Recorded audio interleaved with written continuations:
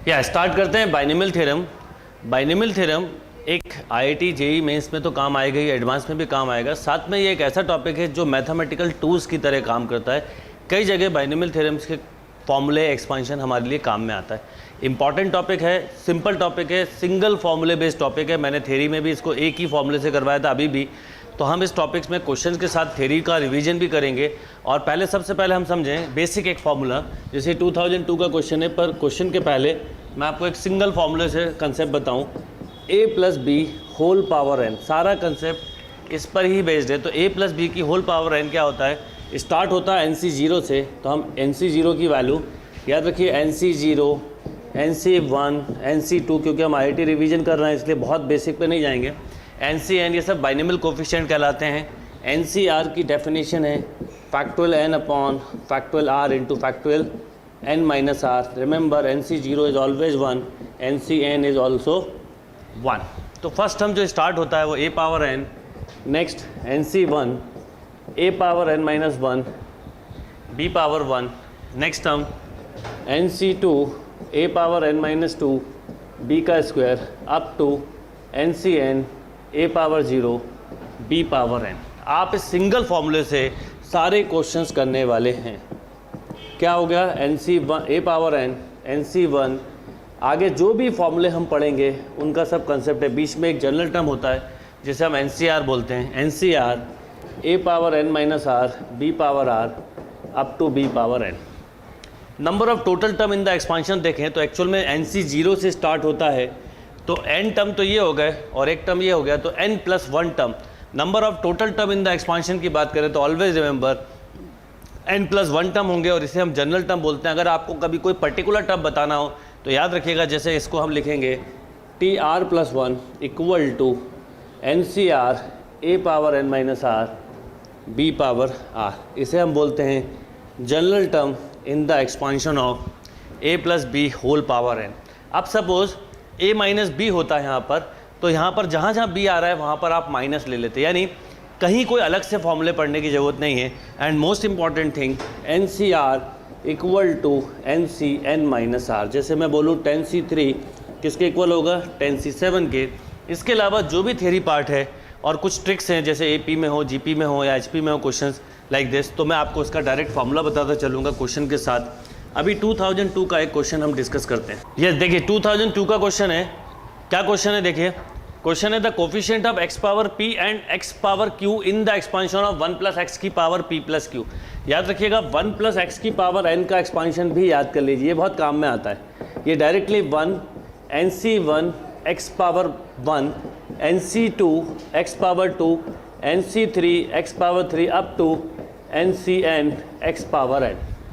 Means ये हुआ कि अगर 1 प्लस है, जैसे यहाँ पर 1 प्लस है, तो सबसे पहले जो कोफिशिएंट बोला जाए वही होता है। जैसे x power coefficient of x power अगर मैं p बोलूँ तो आप बोलते हैं p प्लस क्यू CP। और मैं अगर बोलूँ कि coefficient of x power q तो आप बोलते हैं p प्लस क्यू CQ। और ये दोनों इक्वल दिए हुए हैं, मतलब ये बोला है कि क्या होंगे, तो हमको देख के समझ में आ रहा है इक्वल हैं। क्यों इक्वल है? क्योंकि NCR equal to NCn minus r, यानी p प्लस क्यू CP को मैं लिख सकता हूँ P plus Q CQ। Means coefficient of x power q equal to coefficient of x power q। तो correct answer is A, equal. Note down. Yes next question देखते हैं। देखिए 2002 का ही कोफिशिएंट क्वेश्चन है। क्या क्वेश्चन है? If the sum of the coefficient in the expansion of a plus B whole power n is 4096, then the greatest coefficient in the expansion of. Greatest coefficient बताना है। याद रखिए ग्रेटेस्ट कोफिशिएंट का concept क्या हम समझें। NC0, NC1, NC2, NC3 में कभी भी ग्रेटेस्ट कोफिशिएंट बताना है। If n is even, a plus B की होल पावर n पे ये डिपेंड करता है, और हम जनरल टर्म से भी निकालते हैं ग्रेटेस्ट कोफिशिएंट। अभी ग्रेटेस्ट कोफिशिएंट पूछा, a प्लस बी की पावर n बोला है, बहुत ही सिंपल क्वेश्चन है। अगर n इवन हुआ तो middle most term greatest term होगा, और n ऑड हुआ तो 2 middle most term greatest coefficient होंगे। अभी इसमें गिवन है, अच्छा कभी भी सम ऑफ कोफिशिएंट बोले, always remember sum of coefficient बोले तो a और b के प्लेस पर हमेशा 1 1 रखिए। वाई 1 1?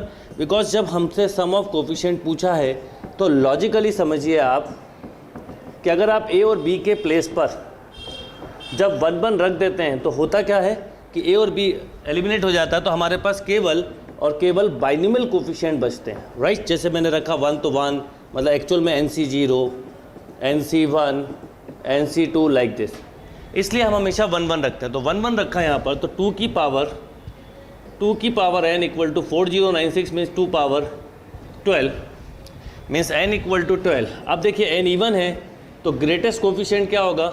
अगर ग्रेटेस्ट कोफिशिएंट की बात करें हम तो मिडिल मोस्ट टर्म मतलब 12C6, राइट। मिडिल टर्म होगा 12C6। अब 12C6 को सॉल्व कर दीजिए बस, क्योंकि यहाँ पे सॉल्यूशन फॉर्म में दिया है। तो 12 into 11 into 10 into 9 into 9 into 8 into 7 upon 6 5 4 3 2 1। 6 2 से 12 कैंसिल हो गया, राइट। 4 से ये 2 टाइम कैंसिल हो गया, 3 से ये 3 टाइम कैंसिल हो गया, 5 से ये 2 टाइम कैंसिल हो गया। अब हमारे पास क्या क्या रिजल्ट है? 11 6 इंटू 12 इंटू 7, राइट। 84 इंटू 11 करिए, 11 4 जा 44, 4 88 plus 4 92 means 924 is a right answer. तो जब भी ग्रेटेस्ट कोफिशिएंट बोलें तो अगर n इवन है तो नंबर ऑफ टर्म ऑड होंगे। जैसे 5 फिंगर में मिडिल मोस्ट फिंगर जो है वो ग्रेटेस्ट हो गई, पर 10 होती तो हम ये दोनों ही ग्रेटेस्ट कोफिशिएंट बोलते हैं। उनकी न्यूमेरिकल वैल्यू सेम होती है अपने आप ही। जैसे मान लीजिए n 13 निकलता तो हम क्या करते हैं? 13 प्लस 1/2, 13 प्लस 3/2, तो 14/2 7, ये 16/2 8, राइट। अब आपसे मैं बोलूँ 13C6, क्योंकि जब 7 टर्म निकाल रहे होते हैं आप, और 13C7, तो इन दोनों की वैल्यू कैसी होती? सेम हो जाती। तो न्यूमेरिकल वैल्यू सेम होती, केवल 2 टर्म हम बोल देते हैं वहाँ पर ग्रेटेस्ट टर्म है। तो यहाँ पर n12 है, तो n12 होने का मतलब हुआ जो 7 टर्म है वो ग्रेटेस्ट टर्म है, और 7 टर्म मतलब 12C6। Note down. Yes, next question देखते हैं। देखिए ये भी 2002 का क्वेश्चन है। क्या क्वेश्चन है? The positive integer just greater than 1 plus 0.001 to the power 10,000 is. देखिए एक क्वेश्चन समझिएगा, बहुत अच्छा क्वेश्चन है और लॉजिकल क्वेश्चन है। 1 plus 1 upon 10,000 to the power 10,000 दिया हुआ है। एक तरह से हम ऐसा भी बोल सकते हैं 1 plus 1 upon 10 to the power 4 whole power 10 to the power 4। अगर हम इसको ऐसे सोचें कि 1 plus 1 upon X power n की होल पावर n हो तो इसकी वैल्यू क्या होगी? तो याद रखिएगा इसकी वैल्यू 2 या 2 से बड़ी होगी बट 3 से छोटी होगी। वाई? ये एक बहुत इंपॉर्टेंट चीज़ है, समझना है। देखिए क्या होगा जब आप इसको ओपन करेंगे, 1 plus 1 upon X power n को जब आप ओपन करेंगे तो सबसे पहला टर्म क्या मिलेगा? राइट, सबसे पहला टर्म क्या मिलेगा ये समझें हम। बल्कि 1 अपॉन, ये ऐसा देखिए आप इसको, 1 plus 1 upon n to the power n, इसको ऐसे ही रहने दो आप चाहो तो, आप कंफ्यूज नहीं हो। 10,000 और ये भी 10,000 ही रहने दो। ऐसा क्यों होता है? क्योंकि जब मैं इसका आपसे एक्सपांशन करने के लिए बोलूँगा, इसको ऐसा लिखिए आप 1 प्लस 1 अपॉन n की पावर n, तो आप पहला टर्म लिखते हैं 1, फिर लिखते हैं NC1 इंटू 1 अपॉन n, फिर लिखते हैं आप NC2 इंटू 1 अपॉन n का स्क्वायर एंड सो ऑन। अब देखिए ये 1 है, NC1 की वैल्यू n होगी और ये 1 अपॉन n है, फिर NC2 1 अपॉन n स्क्वायर, तो ये n कैंसिल, तो 1 प्लस 1 2, यानी इसकी वैल्यू 2। ये कंफर्म हो गई कि 2 या 2 से ज़्यादा होगी। इनफैक्ट ग्रेटर देन 2 ही लिखें तो भी चलेगा, कोई प्रॉब्लम नहीं है। अब यहाँ पर देखिए ये 2 से बड़ी हो गई, ये कंफर्म हो गई, पर बाद के टर्म बहुत छोटे होते जाएंगे। जैसे मैं अगर इसका एक्सपांशन करने को आपसे बोलता तो इसका ग्रेटेस्ट इंटीजर आप इमीडिएटली इतने में ही देख के बोल सकते हैं 2 is a right answer. But आप समझिए, जैसे मैं आपको इससे बोलता ओपन करो तो आप यही लिखते टू दी पावर 10,000, पहला टर्म लिखते 1, फिर लिखते n into 1 upon n plus 10,000 C2 into 1 upon 10,000 का स्क्वायर। बाद के टर्म बहुत छोटे होते जाते हैं, निग्लेजिबल हो जाते हैं, यानी इसकी वैल्यू 2 पॉइंट समथिंग आती है और आपसे उसका ग्रेटेस्ट इंटीजर पूछा है, इसका मतलब आंसर हुआ 2। तो ये क्वेश्चन को सॉल्व करने का एक बहुत सिंपल तरीका है, आप ध्यान रखिए। वैसे तो इसकी वैल्यू 2 से ही, अगर बीच में प्लस है तो 2 से बड़ी होगी और 3 से छोटी होगी, ऐसा भी हम बोल सकते हैं। तो ग्रेटेस्ट इंटीजर वैल्यू बोलिए तो क्या आएगा आंसर? करेक्ट 2। Note down. अब बस इसमें मैंने यहाँ पे इक्वल टू क्यों लगाया था उसका रीजन भी बता देता हूँ। मान लो n की वैल्यू, सपोज मैं n की वैल्यू ग्रेटर देन इक्वल 1 ही लूँ तो 2 भी मिल सकता है, और 1 से बड़ी हुई तो 2 से ज़्यादा मिल सकता है। इसका मतलब ये जो क्वेश्चन है इसमें तो ऑलरेडी पावर हमें दिख रही है 10,000, तो हम इजीली बोल सकते हैं इसकी वैल्यू 2 से बड़ी होगी और बोलिए 3 से छोटी होगी। तो हमें ग्रेटेस्ट इंटीजर वैल्यू बोलिए, तो correct answer will be 2। Note down. Yes, next question देखते हैं। देखिए 2002 का क्वेश्चन है। क्या क्वेश्चन है? क्वेश्चन है if r and n are positive integer, r greater than 1 and greater than 2 and the coefficient of r plus 2 term, coefficient of, याद रखिएगा, coefficient of r plus 2 term and third term in the expansion of 1 plus x power 2n are equal then the value of n। तो r plus 2 term क्या होगा? 2nc r plus 1 equal टू 2nc2, right? 2nc2 याद रखिएगा, T R plus 1 equal to होता है N C R A power N minus R B power R in the expansion of A plus B whole power N.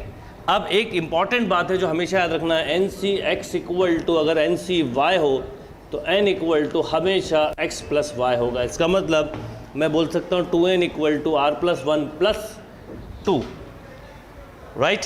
2n equal to R plus 1 plus of 2 क्या हो जाएगा? 2n equal to R plus 3। यहाँ पे ध्यान दीजिएगा, coefficient बोला है, इसमें कोफिशिएंट बोला, देखिए r and n are positive, r greater than 1। सज्जन इसको फिर से कर रहा हूँ, गलत हो रहा है। यस, नेक्स्ट क्वेश्चन देखते हैं। देखिए 2002 का क्वेश्चन है। क्या क्वेश्चन है? क्वेश्चन है if r and n are positive integer, r greater than 1 n greater than 2 and the coefficient of r plus 2th term and 3r term in the expansion of 1 plus x power 2n are equal then the value of n, right? बहुत ही simple question है। क्या करेंगे बताता हूँ। अब देखिए इसमें 2r plus 1 term किसके इक्वल बोला जा रहा है? 3r टर्म के। 2r plus 1 क्या होगा? 2nc r plus 1 equal to 2nc 3r minus 1। बिल्कुल सिंपल, कोफिशिएंट बोला, आप डायरेक्टली कोफिशिएंट लिख दीजिए। याद रखिएगा a plus B whole power n, मैंने आपको बोला एक ही फॉर्मूले से सारे क्वेश्चन करना है। जनरल टर्म होता है NCR a power n minus r b power r, यहाँ पर याद रखिएगा। और NCX इक्वल टू, कभी भी NCY दिया हो तो x plus Y equal to n होता है। तो यहाँ पर मैं बोलूँ तो 2n equal to r plus 1 plus 3r minus 1, 2n equal to 4r, then n equal to 2r is a right answer, right? बिल्कुल फॉर्मूला बेस्ड क्वेश्चन था। Note down. Yes, next question देखते हैं। देखिए 2003 का क्वेश्चन है। क्या question है? If NCR, एक जनरल कंसेप्ट है, denoted the number of combination of n things taken r at a time, ये कॉम्बिनेशन का डेफिनेशन है। द एक्सप्रेशन n प्लस, वैसे ये क्वेश्चन कॉम्बिनेशन का है, आप इसे परमुटेशन में भी कर सकते हैं, प्लस 2 टाइम्स है तो NCR plus NCR, right? Combination में मैंने आपको इस तरह की प्रॉपर्टी बताई थी, NCR प्लस NCR माइनस 1। अगर इनमें 1 का डिफरेंस है तो रिजल्ट होता है n प्लस 1 CR, राइट? तो अगर मैं आपके साथ देखूं तो NCR प्लस 1 प्लस NCR का एक कॉम्बिनेशन ले लूं, NCR प्लस NCR माइनस 1 का एक कॉम्बिनेशन ले लेते हैं, तो ये क्या होगा? ये होगा n प्लस 1 CR प्लस 1, याद रखिएगा, plus n plus 1 CR। Again इसमें फिर 1 का डिफरेंस है तो हो जाएगा n plus 2 CR plus 1, n plus 2 CR plus 1। Simple formula question था, आपसे बहुत इजीली सॉल्व हो सकता था। Note down. Yes, next question देखते हैं। देखिए 2003 का क्वेश्चन है। क्या क्वेश्चन है? The number of integral term in the expansion of √3 plus 8 root of 5 power 256। Number of integral का जब भी क्वेश्चन आए तो मैं आपको उसके एक डायरेक्ट अप्रोच बताता हूँ, बहुत जल्दी क्वेश्चन आप सॉल्व कर पाएंगे। 3 की पावर हाफ है, ये 5 की पावर 1/8 है, होल पावर 258। आप पहले देख लीजिए 2 और 8 का एलसीएम क्या आएगा? 8, तो बस आप पावर में 8 का डिवाइड करिए, और ऐसा क्यों वो बताता हूँ। 3 and 2 32 टाइम्स हुआ, प्लस 1 कर दीजिए, 33 इज अ राइट आंसर। तो पहले तो ये आंसर देने का तरीका हुआ, ऐसा क्यों करते हैं मैं बताता हूँ। आप इसका निकालिए जनरल टर्म, जब आप इसका जनरल टर्म निकालेंगे तो 256 CR, 3 की पावर r/2 एंड 5 की पावर 256 माइनस r/8। अब एक्चुअल में इंटीग्रल टर्म मतलब पावर में फ्रैक्शन नहीं आना चाहिए। तो पावर में फ्रैक्शन जब नहीं आएगा जब या तो 2 का मल्टीपल हो, पर 2 के मल्टीपल से ये काम नहीं चलेगा क्योंकि ये 8 है। इसका मतलब मुझे 8 के मल्टीपल लेना, तो क्या क्या होगी वैल्यू, 0, 8, 16, 24 अप टू 256। तो ये टर्म होगा 32, और एक ये 0 भी इंपॉर्टेंट होता है क्योंकि 0 रखने पे देखिए यहाँ पे क्या होगा, आर के प्लेस पे 0 रखा तो ये भी इंटीग्रल टर्म आएगा, ये भी इंटीग्रल टर्म आएगा। तो जब भी नंबर ऑफ इंटीग्रल टर्म देखें तो आप पावर्स का एलसीएम ले लें जो फ्रैक्शंस पावर हैं, और एलसीएम के अकॉर्डिंग आंसर देंगे तो आपका बहुत क्विक आंसर आएगा। Note down this question. Yes, next question देखते हैं। देखिए 2003 का क्वेश्चन है। क्या क्वेश्चन है? क्वेश्चन है if x is a positive the first negative term in the expansion of 1 + x की पावर 27/5 इज।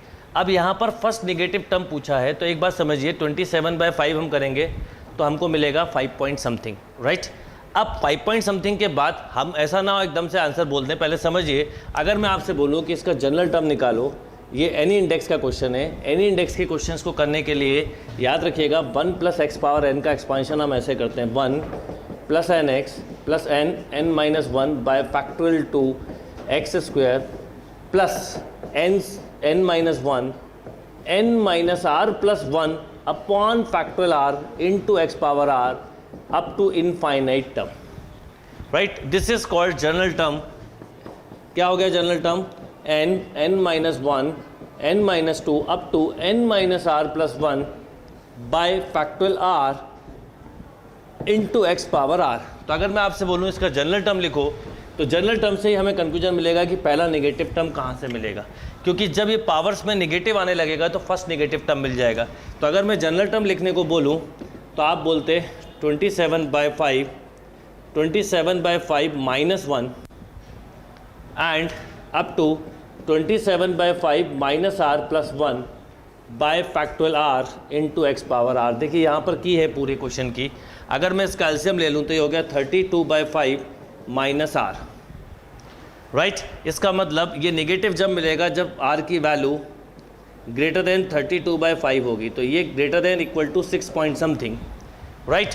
अब r की value greater than equal to 6 point something, इसका मतलब ये हुआ कि इसका नेक्स्ट टर्म से नेगेटिव मिलेगा, बट यहाँ पर r + 1 के लिए है। इसका मतलब ये जो टर्म है 7, तो ओवरऑल आंसर होगा 8। यहाँ पर हम r बोलेंगे 7, पर r जब हम 7 बोलेंगे क्योंकि r इंटीग्रल वैल्यू होती है, तो टर्म होगा 7 + 1 8। तो फर्स्ट जो नेगेटिव मिलेगा वो 8 टर्म से स्टार्ट होगा। ध्यान रखिएगा, बहुत अच्छे से ध्यान रखिएगा, मिस्टेक मत करिएगा। 6 पॉइंट देख के 7 मत लगा दीजिएगा, 6 मत लगा दीजिएगा, बहुत नियर आंसर है। तो करेक्ट आंसर इज 8।